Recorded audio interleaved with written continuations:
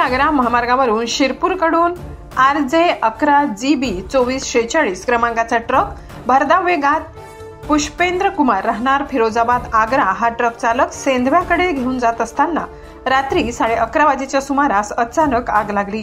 चालकाच्या लक्षात येताच त्यांनी प्रसंगावधानाने ट्रक रस्त्याच्या कडेला पार्क करून सुरक्षा रक्षकांना आणि अग्निशमन दलाला तातडीने माहिती दिली।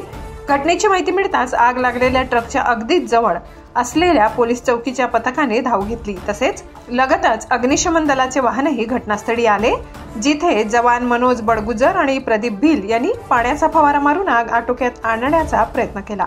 तथापि आग लागल्याने संपूर्ण ट्रक मोठ्या प्रमाणावर नष्ट झाला। प्राथमिक अंदाजानुसार शॉर्ट सर्किटमुळे आग लागल्याचा अंदाज व्यक्त करण्यात आलाय।